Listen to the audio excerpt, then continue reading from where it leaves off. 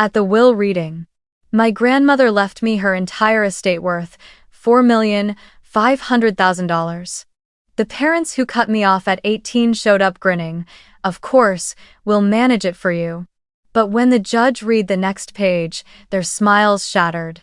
Hi, my name is Natalie Morgan. I am 29 years old and I live and work in Boston. But there is one memory I can never forget no matter how many years pass. The night I turned 18, the night my parents officially disowned me and forced me to leave the house where I grew up as if I were a stranger. That day was my high school graduation, which should have marked a milestone of growth filled with joy and pride, but for me it became the beginning of a pain that lasted for a decade. After the ceremony, I returned home feeling anxious yet faintly hopeful that at least my parents would offer a word of congratulations. That dinner was heavy, without a single congratulatory remark, without a smile. Before I could say anything, my father, Thomas, looked up with eyes cold as steel and declared bluntly, "You are 18 now. If you cannot support yourself, then get out of here." My heart dropped. Before I could understand what was happening, my mother, Linda, crossed her arms and, with a voice as sharp as a knife, said, "This family does not raise the ungrateful. We have done more than enough for you." I looked at my sister Sophia, hoping to find a trace of sympathy, but all that showed on her face was triumph. She held the keys to the brand new car our parents had just given her for her birthday, and on the table lay a formal acceptance letter for a full scholarship to a prestigious private school, placed there like a trophy. The difference between Sophia and me had never been clearer. I had only a worn backpack, a few sets of clothes, and less than $200 saved from weekend shifts at a coffee shop. While Sophia was cherished like a gem, I was a burden to be cast aside. I asked my parents why everything was so unfair, why I was never acknowledged, but my father only shook his head and said I had disappointed him, while my mother added that I was too weak, too sensitive, and would never be good enough to invest in. I bit my lip to hold back the tears and quietly packed my things. When I stepped outside, Boston was pouring rain as if the sky itself was grieving. I stood on the porch with my backpack clutched to my chest, looking back at the two-story house that once held so many childhood memories, now reduced to a cold wall. No one came to see me off. No one offered a word of good luck. Sophia was still busy taking pictures with the new car in the garage, and my parents closed the living room door as if ejecting me were a perfectly reasonable, unquestionable decision. I walked down the street, the rain slapping my face, sharp and numbing at once. In that moment, I understood I was no longer their daughter, only a name they wanted to erase from the family. A close friend drove an old sedan to pick me up. I sat in the back seat, unable to speak, staring out through the window. The streetlights blurred in the rain, mixing with the tears on my cheeks. That night, I slept in my friend's car, the rain tapping on the roof like a drum underscoring my loneliness.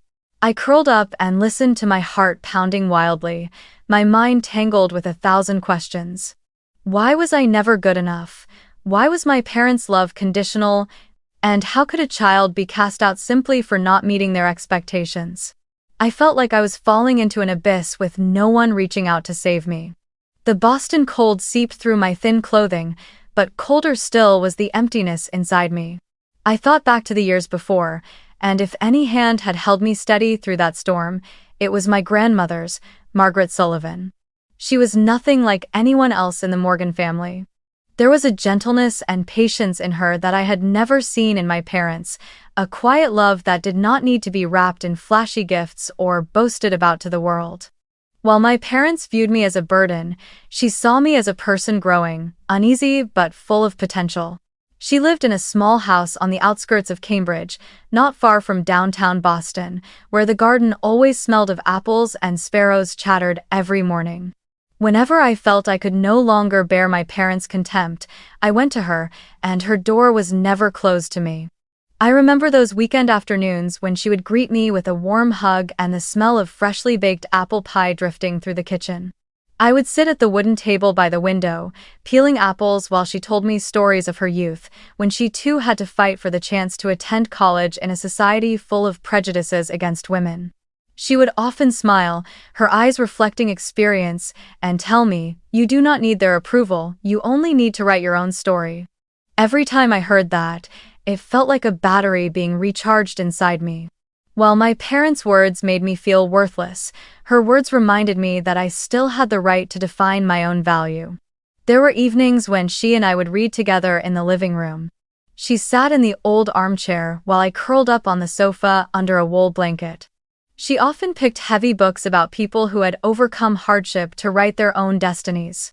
When I showed signs of doubt, she would stop reading and say, "Do you see? None of them had an easy path. But it is hardship that shapes resilience." Those words gradually soaked into me, planting a seed of belief that even if I were cast out, I could still find my own way.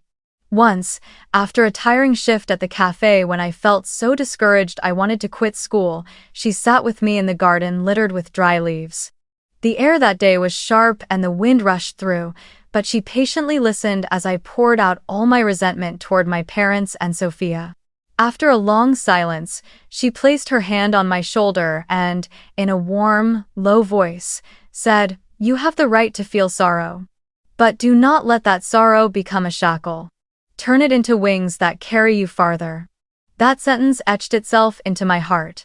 Whenever I felt desperate, I would recall her sitting in the garden, her silver hair stirred by the wind, her steady eyes full of belief in me. I remember those weekend afternoons when she would greet me with a warm hug and the scent of freshly baked apple pie drifting through the kitchen. I would sit at the wooden table by the window, peeling apples while she told me stories of her youth, when she too had to fight for the chance to attend college in a society still full of prejudice against women. She would often smile, her eyes reflecting a lifetime of experience, and tell me, "You don't need their approval, just write your own story." Each time I heard that, I felt strengthened.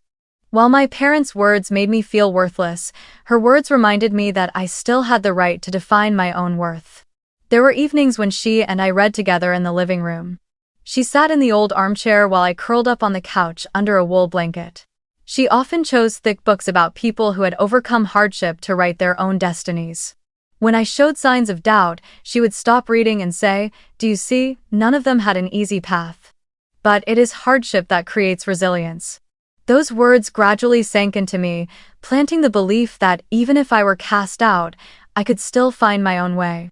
Once, after a shift at the cafe when I felt so discouraged I wanted to quit school, she sat with me in the garden strewn with dry leaves.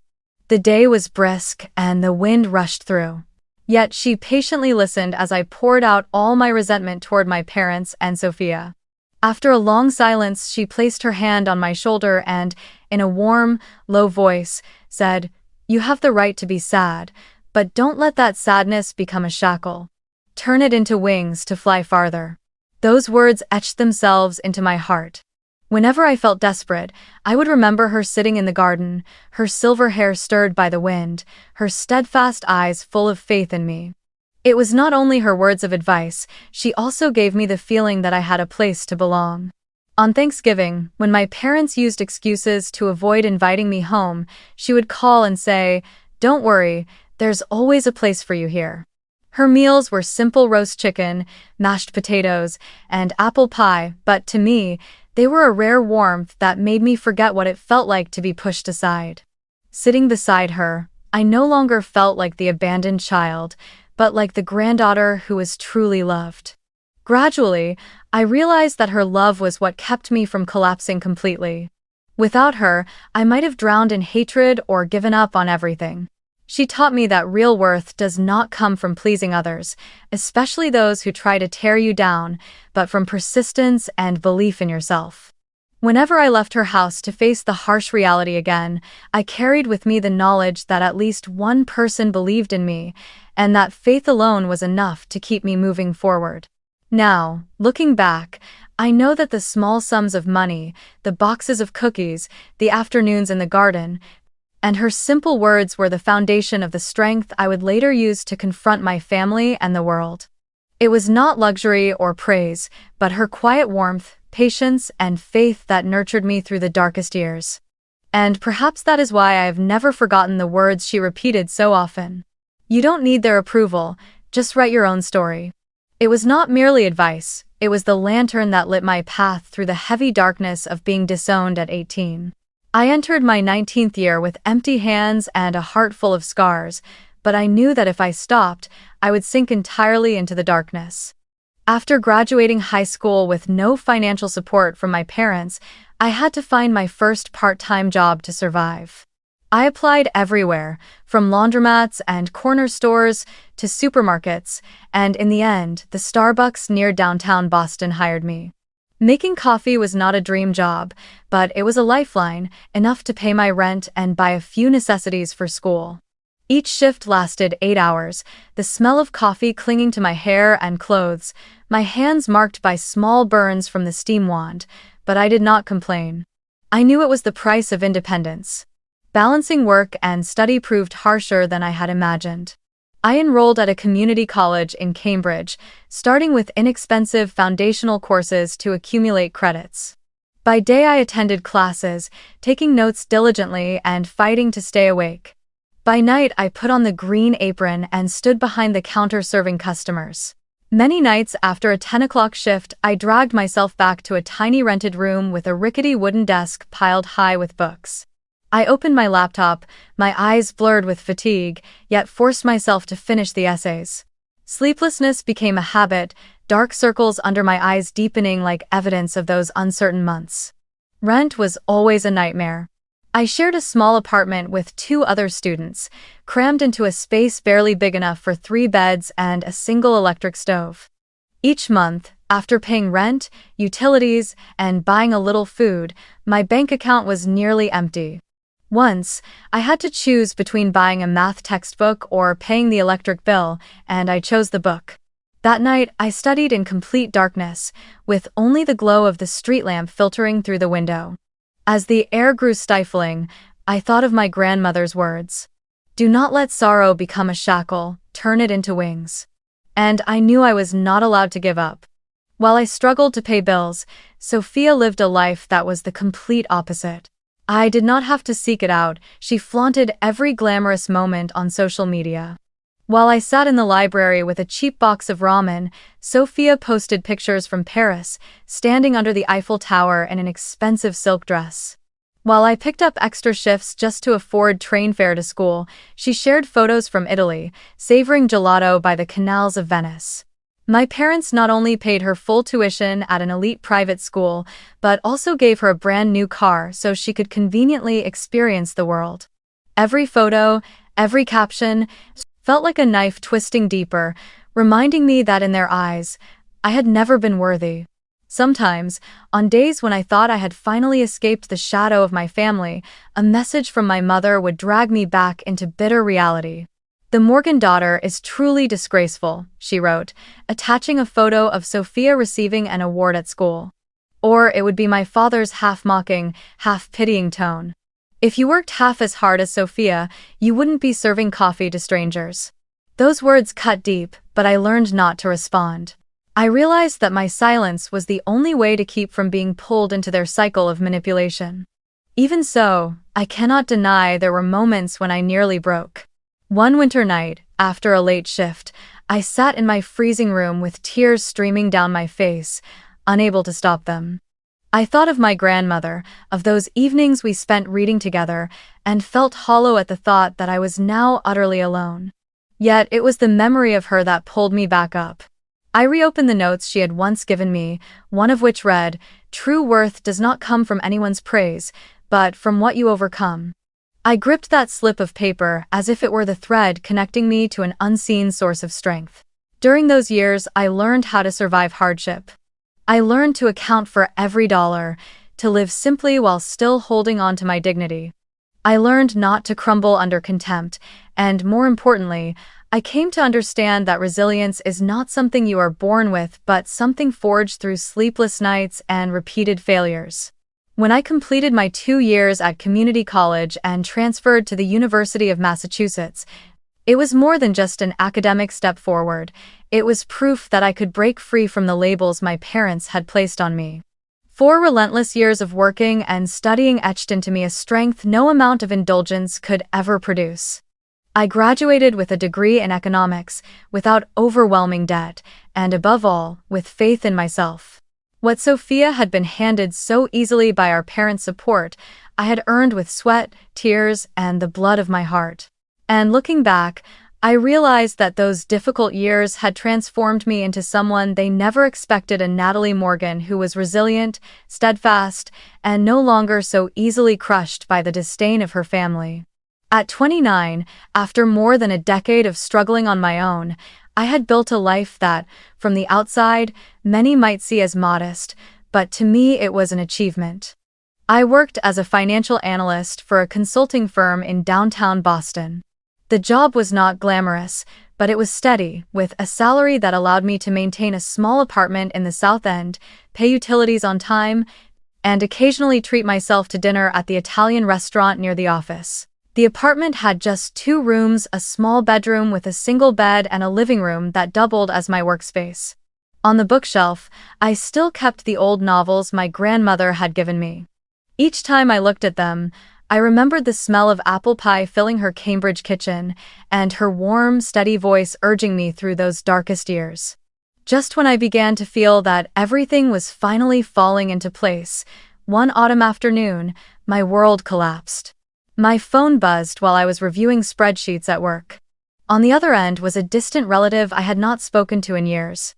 Their voice broke as they told me. My grandmother Margaret had passed away that morning, in her sleep, at the age of 82. I froze, my hands turning cold.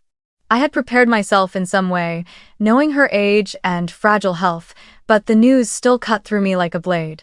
She was the only family member I still felt connected to, the anchor that had kept me from falling into the abyss throughout my youth. Losing her felt like losing the last thread tying me to something called family. That night, I sat quietly in my small apartment, watching red maple leaves drift past the window. I made myself a cup of tea but could not bring myself to drink it. Memories flooded in, her hand resting on my shoulder in the Cambridge garden, the notebook pages filled with her teachings, the resolute look in her eyes when she told me I did not need anyone's approval. I wondered if she knew that I still was not as strong as she had hoped I would become. Tears streamed down my face, and for the first time in years, I cried like a child. 2 days later, I received an unexpected call from a law office number. A middle-aged man's voice came through clear and professional. "Hello, Miss Natalie Morgan? This is Daniel Thompson, the attorney representing Mrs. Margaret Sullivan. I'm calling to inform you that you need to attend the will reading. The meeting will take place next week at the Suffolk County Courthouse in downtown Boston." I was stunned. I had never considered the possibility of an inheritance, nor did I dare hope that she would leave anything to me. To me, what she had given throughout her life, her love, patience, and faith, was everything. But when he mentioned the will, my heart raced. I understood I would have to face a truth I had always avoided. My parents and Sophia would almost certainly be there. I had been estranged from them for 11 years, with no reunions, no embraces, only scattered sarcastic messages and the flashy photos they posted. I knew them well enough to know they would not pass up any chance to grab whatever of value they could from her estate. The thought of sitting in the same room, listening to them feign sorrow while their eyes flashed with greed, sent a chill down my spine. After the call, I sat motionless for a long time, the phone lying on the table, the screen gone dark without my noticing. A jumble of questions crowded my mind. Had she left me anything, or only a few mementos? Would my parents try to manipulate the situation as they had throughout my childhood? And most importantly, would I be strong enough to face them after years of running away? I stepped out onto the balcony and breathed in the sharp early winter air of Boston. The city below glittered with lights, skyscrapers reflected on the Charles River. I told myself I had survived the worst days, had endured by relying on resilience and the memory of her. There was no reason to collapse now. But deep down, I was trembling. Life had never been fair to me, and I understood that the upcoming will reading would not just be a legal formality, it would be a fateful confrontation. After 11 years of running from a toxic family, I was now forced to return, to face the very faces that had cast me out into the rain when I was 18. I knew things would no longer be simple. And in that moment, an intuition rose within me. Whatever truth my grandmother had left behind in her will would change everything not only for me, but for the entire Morgan family. That morning, I stepped across the worn stone steps of the Suffolk County Courthouse, my heart heavy. The building loomed in solemn grandeur, with its dark wooden doors, arched ceilings, and the faint scent of aged timber lingering in the air, as though it had borne witness to countless family disputes and broken promises. Clutching my handbag tightly, I drew a deep breath before entering the conference room, where the fate of Margaret Sullivan's estate would be revealed. In my heart, I knew I was not just there to hear a will. I was there to confront the faces I had spent 11 years trying to avoid. The conference room was paneled with old wood, rows of leather chairs lined up neatly, and a long polished table glowing under the soft golden lights. As I stepped inside, my heart sank. My parents were already seated with Sophia. The three of them looked as though they were dressed for a gala, not to honor someone who had just passed away.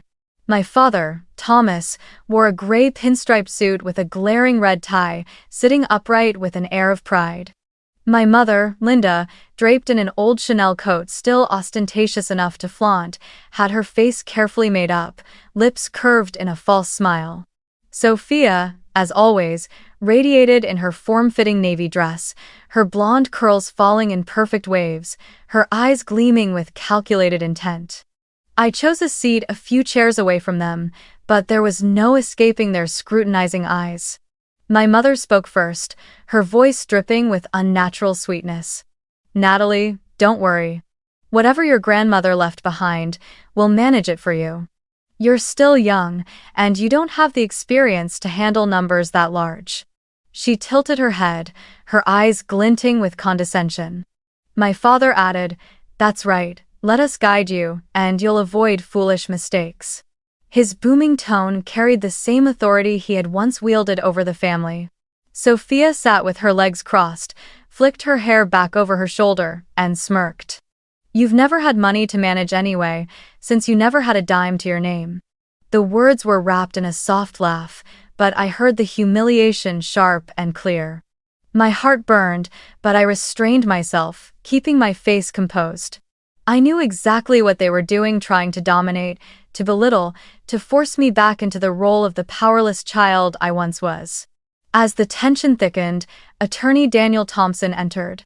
He wore a simple black suit, carrying a thick file in his hand, his expression stern yet calm.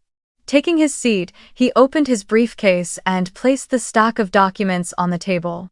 The room fell silent, the tick of the wall clock echoing loudly. His deep, steady voice filled the air. "According to the legal will of Mrs. Margaret Sullivan, signed in this very office on May 12th of last year, the entirety of her estate, including real property, securities, bank accounts, and personal assets valued at approximately $4,500,000 US, shall be transferred in full to her only granddaughter, Natalie Morgan." The air seemed to freeze. I nearly held my breath as each heavy word echoed in my head. In that moment, I felt my grandmother's whisper at my ear. "You don't need their approval, just write your own story." Across from me, the three faces changed color almost instantly. The smug smile on my mother's lips stiffened, her lipstick seeming to slip from the edge.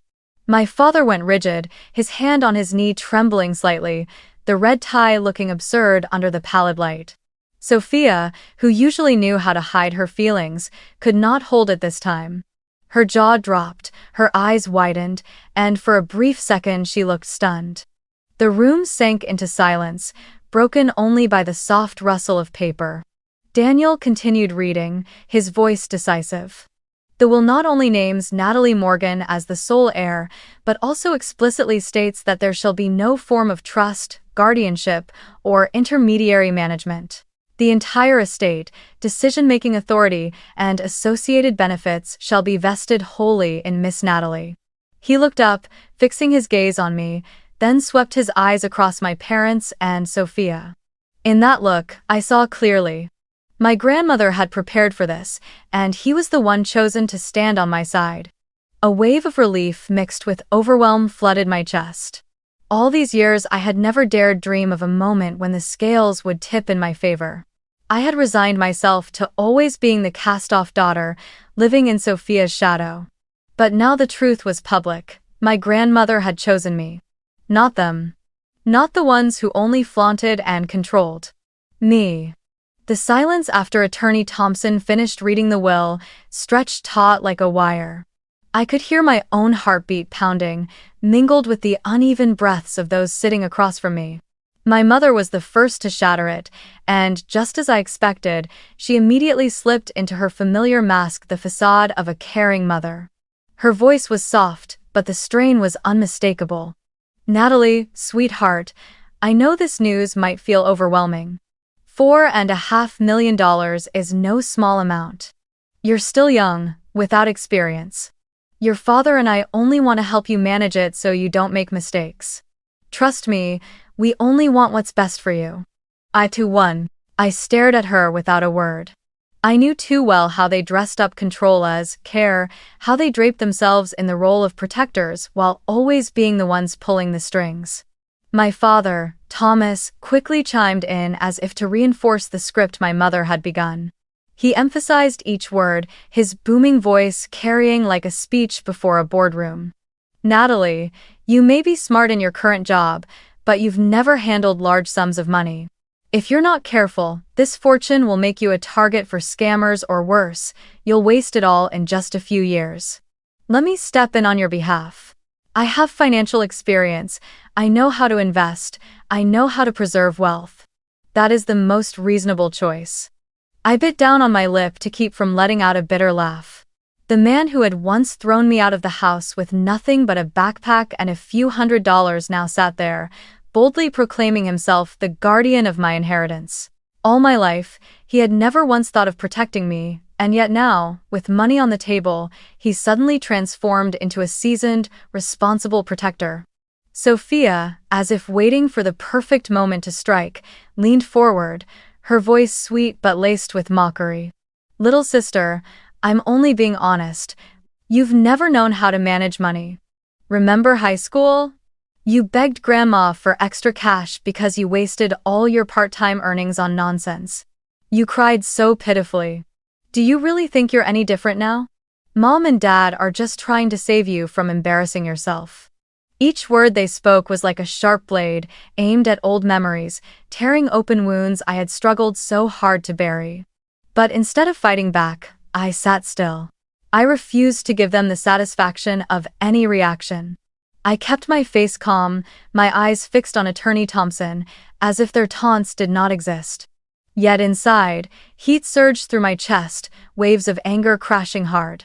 I could feel my nails digging into my palms, leaving deep marks in my skin. With the composure of someone who had witnessed scenes like this countless times, Attorney Thompson adjusted his glasses and tapped his pen lightly on the table to restore order. His voice was firm and precise. "Excuse me, but everything just said has no bearing on the legal validity of this will. Mrs. Margaret Sullivan signed the document in a fully sound state of mind, in the presence of both an attorney and a physician. The will clearly states that the entire estate is transferred directly to the sole heir, Miss Natalie Morgan, with no clause permitting guardianship or third-party management. This is the absolute intention of the deceased. I expect everyone here to respect that." The statement fell like a hammer. I watched my parents' faces shift. My father leaned back in his chair, his jaw clenched tight, while my mother forced a crooked smile, her eyes flashing with helplessness.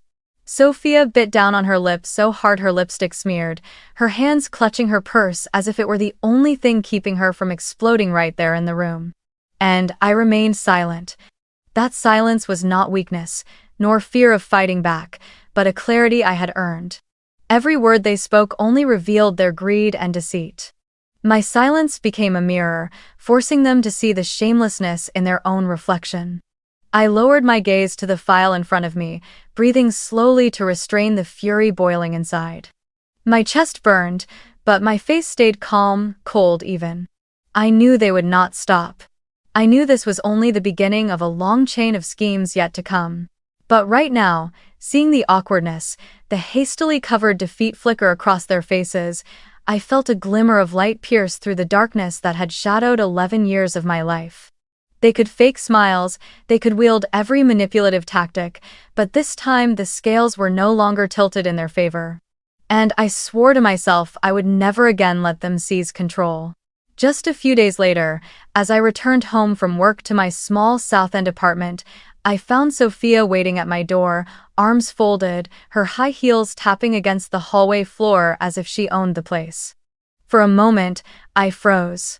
Her golden hair fell perfectly over her shoulders, the heavy scent of expensive perfume filling the air, an image crafted to remind the world she belonged to something glamorous. "We need to talk," Sophia said the instant I approached. Her voice was soft, but every word carried that ingrained arrogance. I slowly unlocked the door, offering no invitation, but she walked in unbothered, her eyes sweeping over the apartment with disdain. "Cute," she sneered, "but we both know you can't possibly handle that kind of money alone. You have no investment sense, no vision, you'll only disappoint Grandma." I quietly took off my coat, hung it on the rack, and walked into the kitchen to pour myself a glass of water. I forced myself to stay calm, though inside I felt a fire blazing. Sophia pressed on, her sharp eyes glittering. "Honestly, you should let Mom, Dad, and me help. We have the experience, the connections. You can't handle this on your own. If you keep insisting, you'll ruin everything." She spoke as if that money were communal property, as if I were nothing more than a temporary custodian. I turned and looked her straight in the eye, saying nothing, letting silence fill the room.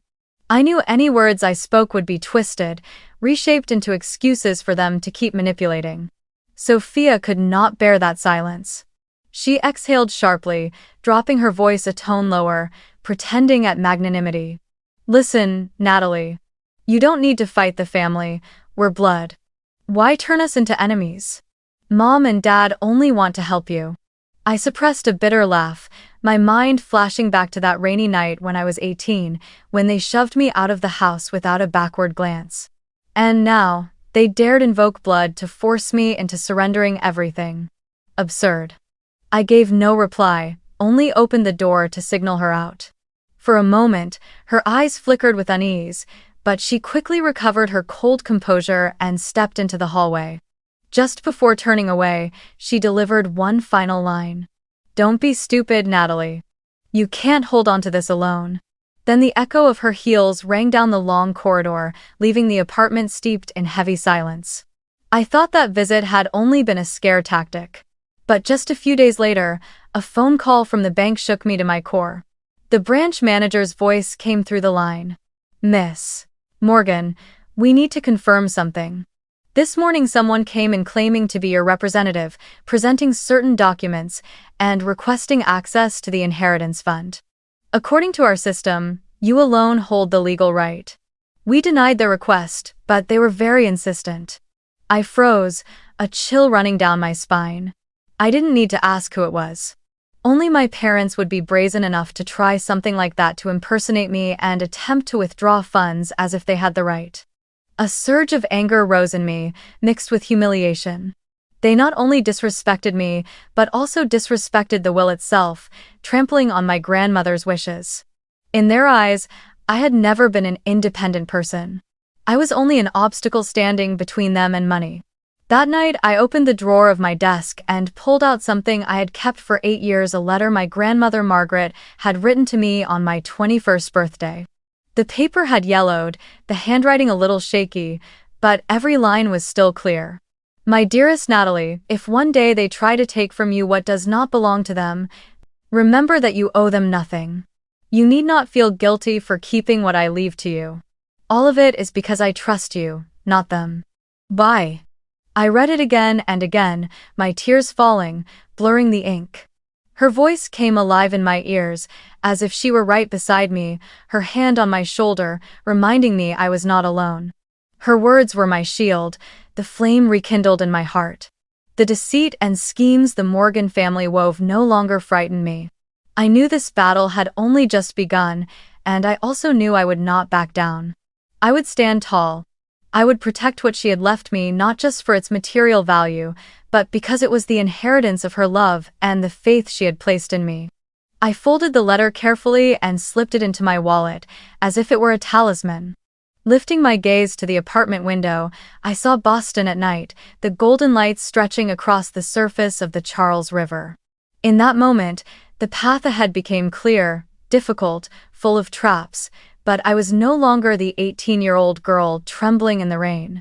I was Natalie Morgan, and this time, I would not let anyone steal the story of my life ever again. After the call from the bank and the old letter from my grandmother warming my heart like a flame, I knew I had to do more than simply wait. I needed the truth. I needed to know just how far she had prepared for me. So the next morning, I went to the office of attorney Daniel Harris, a man introduced as both an old friend and longtime colleague of Margaret Sullivan. His office was housed in an old red brick building near Copley Square, with tall glass windows and wooden shelves stacked high with files. The atmosphere was solemn yet warm, as if the walls themselves had witnessed countless family stories rewritten by law. Daniel Harris was a man in his 50s, with graying hair, a tall, lean frame, and a slow, resonant voice. He rose to shake my hand as I entered, his eyes carrying both understanding and a touch of sympathy. "Natalie, I've been looking forward to meeting you," he said. "Margaret spoke of you often. She was always proud of her granddaughter's strength and resilience." I sat down in the leather chair, feeling a measure of comfort at his words. After days of being attacked by my family, to hear that she had always thought of me was a profound reassurance. Daniel opened a thick file and pushed it toward me. "Your grandmother did not leave only a will. She also set up a legal layer of protection, carefully calculated. Margaret was not blind to the greed of her son and daughter-in-law. On the contrary, she saw through them long ago. And she knew that one day they would try to seize the assets." I listened intently, every word hitting the premonition I had felt inside. He explained that beyond the formal, notarized will, Margaret had created a robust legal structure with numerous supplemental clauses. There were provisions that specified, if any family member including Thomas, Linda, or Sophia attempted to interfere, forge documents, litigate, or otherwise appropriate the estate, they would be completely disqualified from any inheritance rights. Not only would they lose their share, they could also face prosecution for fraud or unlawful interference with property. I shivered at the thought, both amazed and full of admiration. She had thought of everything. Daniel continued, "She once told me, 'My daughter and her husband care only about reputation and money, but Natalie is different. She knows true worth is not about appearances.' I do not want Natalie to suffer additional wounds from her own family after I'm gone. So she prepared this shield years ago. The conditions are explicit, the paperwork is lawful, and there is medical certification confirming her sound mind when the will was executed. They can scheme all they like, but they will not be able to break it." I sat in silence, emotions welling up inside me. All the years I had believed I was merely the pitying granddaughter, it turned out she had quietly built an entire fortress to protect me. It was not by chance that she left everything to me, not out of pity, but because she had seen, had chosen, and had trusted me. Daniel stood up, walked to the bookshelf behind him, and took down a leather-bound notebook, its cover softened by the years. He placed it in front of me, his eyes solemn. "This is what she wanted me to give to you at the right time, and I believe that time is now." I reached out with trembling hands and opened the book. Her familiar handwriting appeared, careful and at times slightly shaky, yet still full of life. The first pages recorded small memories, the apple pie recipe, a few notes about the Cambridge garden, and some of her favorite quotations.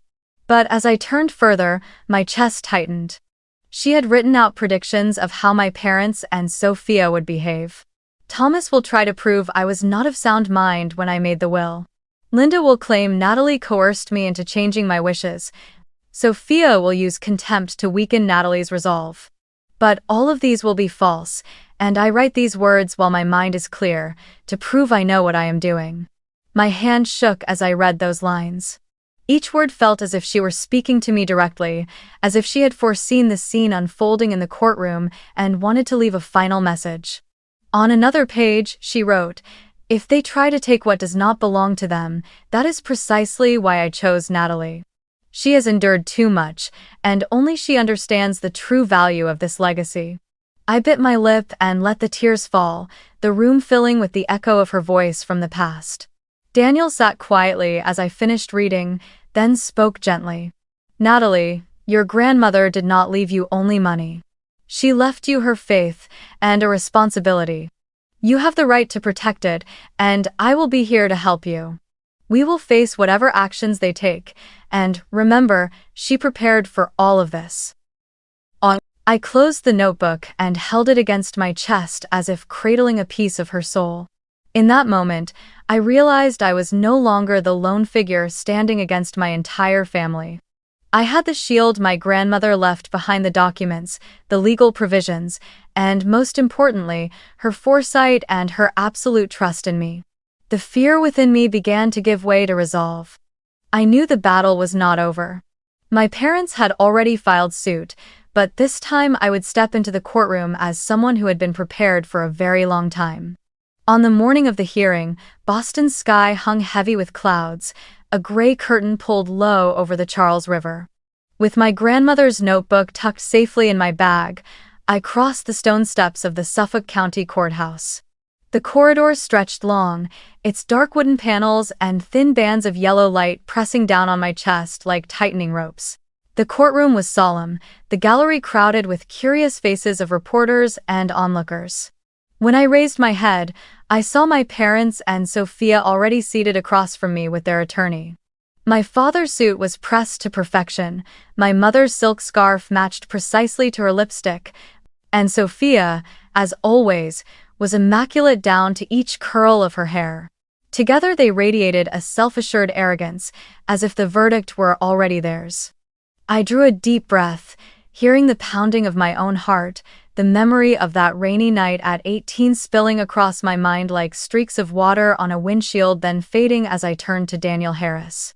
He met my gaze with a calm nod, just enough to steady me, to remind me that I was not walking into this alone. The plaintiff's attorney rose first, his voice booming, spinning out a narrative I had anticipated but still felt a chill hearing spoken aloud. His opening argument. The will was invalid because Margaret lacked mental capacity at the time of signing. He held up a thick folder, citing medical visits and vague notes about memory lapses, skillfully planting in the courtroom the suggestion that my grandmother had been confused, subject to moments of diminished clarity. The second argument, I had exerted undue influence by cutting off contact with the rest of the family to monopolize access, by exploiting an ailing woman's condition to persuade her to rewrite the will in my favor. I heard every word: exploit, manipulate, and watched a few heads in the gallery tilt, as if those words carried a gravity that shifted the story toward them. When the attorney called Sophia to the stand, she strode confidently down the aisle, her heels striking with purpose, then swore to tell the truth with such solemnity I almost laughed. Sophia painted her picture carefully, that I often closed the door to whisper with Grandma, that I suddenly appeared when she was frail, that, before that, Natalie rarely bothered to ask about her. Every line was dressed in emotion, punctuated with furrowed brows and well-timed pauses, as if she had rehearsed it all in front of a mirror.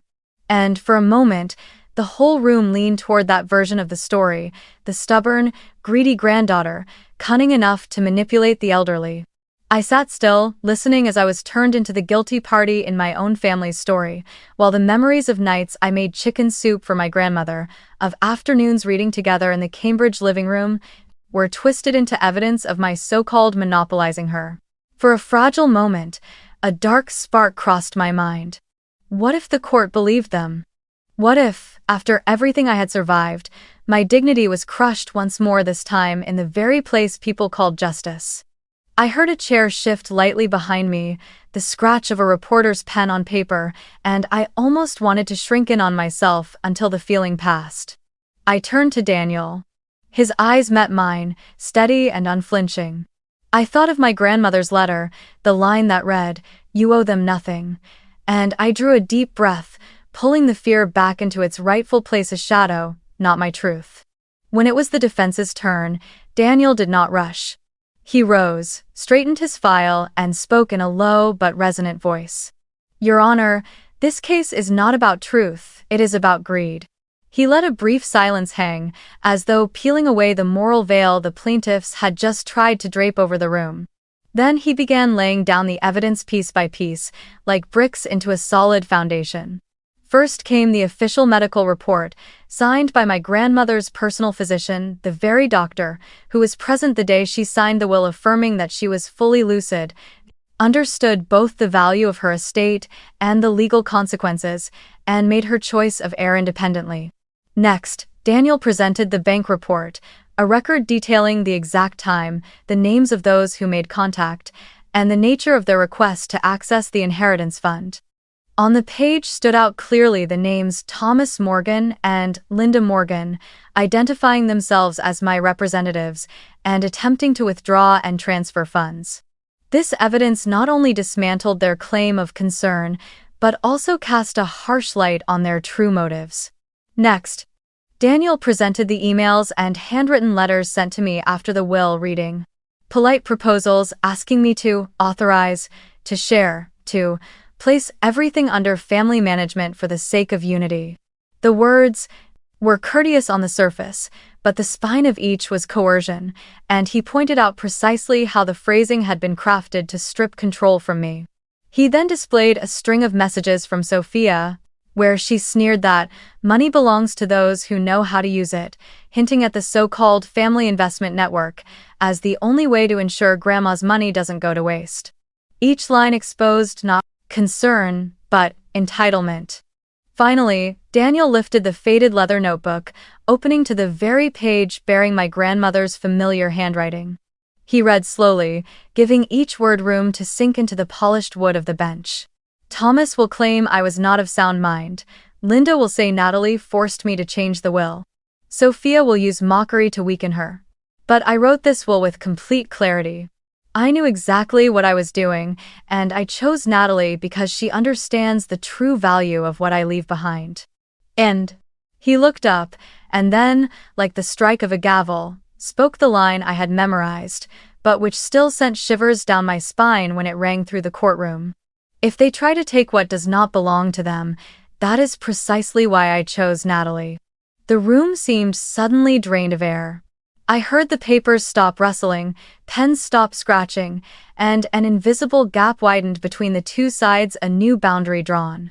Daniel requested permission to play a short audio recording of the physician's testimony, the steady voice of a middle-aged man, confirming that my grandmother had undergone a cognitive exam on the very day of signing, answering accurately all questions about time, place, the nature of her assets, and the beneficiary she had chosen. A textbook example of testamentary capacity. The eyes in the gallery shifted, slowly but unmistakably. Where doubt had hovered moments before, there now glowed a quiet indignation directed not at me, but at them. The effect on my family was immediate. My father, who always spoke with the crisp authority of a boardroom, flushed crimson and tried to force out a clumsy defense, only to become tangled in his own words. My mother, a master of well-timed tears, brought a hand to her eyes, but her voice trembled and no longer flowed smoothly. "We only want what's best for the girl." The final syllable falling into an awkward silence as she caught the disapproving glance of someone seated behind her. And Sophia, who had always walked the fine line between confidence and arrogance with perfect balance, now hung her head, her hands gripping the edge of her skirt, her shoulders shivering as if caught in a cold wind. The judge, a woman in her 50s with the clear-eyed patience of someone who has heard too many broken family stories, called for order and leaned forward. Her voice was firm, leaving no room for emotional residue. "This court has reviewed the evidence. First, the will of Mrs. Margaret Sullivan is lawful, made while she was of sound mind and possessing the testamentary capacity required by law. Second, there is no evidence that Miss Natalie Morgan exerted undue influence. On the contrary, the documents showing attempts to access the bank, the letters demanding authorization, and the messages indicating efforts to intervene point to a motive of appropriation by the plaintiffs. She paused, swept her gaze across my parents' faces, then struck the gavel lightly. The suit is dismissed. The court warns the Morgan family against any further actions aimed at obstructing the execution of the will. The estate shall vest fully in Miss Natalie Morgan in accordance with the decedent's intentions. I sat motionless as if my body needed a few seconds to catch up with the realities sealed by that gavel. Tears flowed, but they no longer tasted of shame or despair. They were the salty relief of a deep exoneration.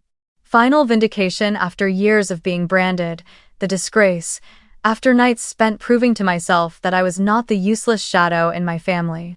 I stood, steadied my breath, and tightened my grip on the strap of my bag where my grandmother's notebook lay quietly, warm like a second heartbeat. On my way out, I glimpsed my parents bowing their heads and Sophia avoiding my eyes, and in that instant my grandmother's voice rang inside me, startlingly close to the ear. "You did it." I nodded softly, not to show off to anyone, but as an answer to her, to the 18-year-old girl in that rainy night long ago. That from now on, I would not let anyone else write the next chapter of my life. The trial's end did more than close a lawsuit. It felt like the final door shutting on the long years I had been trapped in the shadow of the Morgan family. After the ruling, Boston's newspapers lit up with coverage.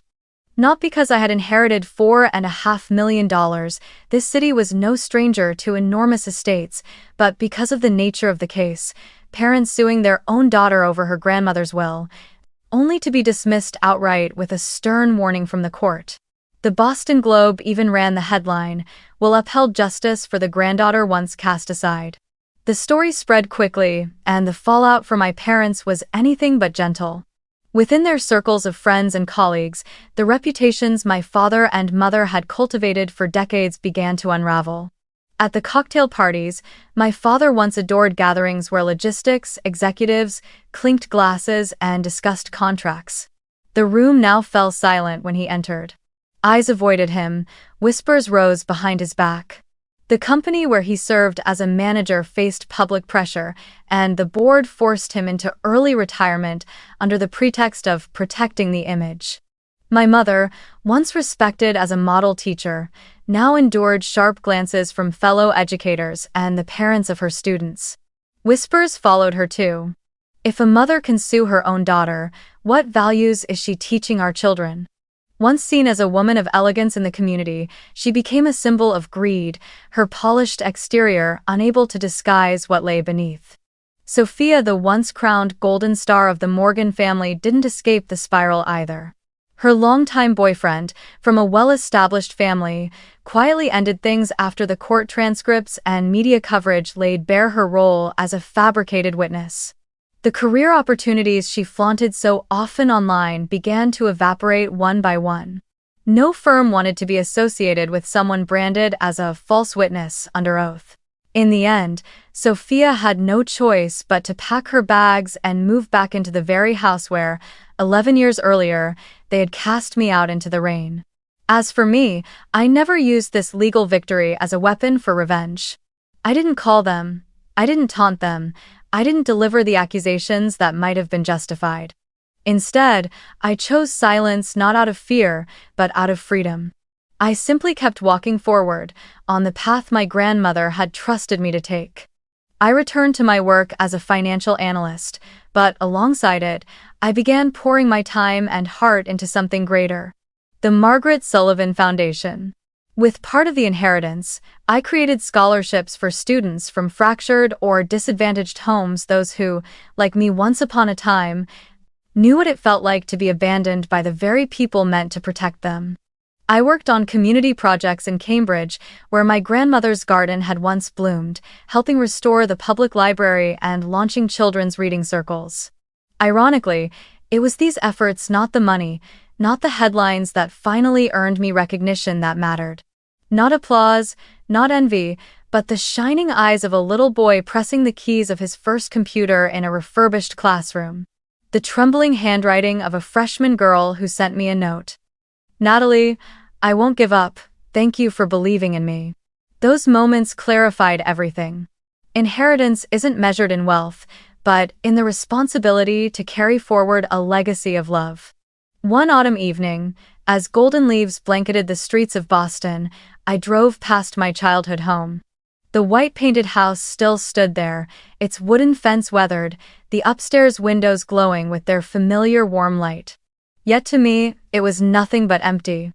I pulled over on the opposite side of the street and sat quietly for a few minutes. 11 years ago, that house had been an open wound that would never heal, the place where an 18-year-old girl was cast out into the rain with nothing but a worn backpack. But now, as I looked again, I no longer felt pain. What I saw was a closed door, a finished chapter. No hatred remained, only release. I let a small smile rise to my lips, turned the key in the ignition, and drove away, leaving that house behind as a relic of the past. In my heart, my grandmother's voice echoed once more, like a melody I had always known. You don't need their approval, you only need to write your own story. And now I understood I had done just that. I was no longer the trembling girl in the storm, nor the castaway living under a shadow of rejection. I was Natalie Morgan, the one who rose from the wound of 18, who stood firm to protect her grandmother's legacy, and above all, the one who finally found her way back to herself.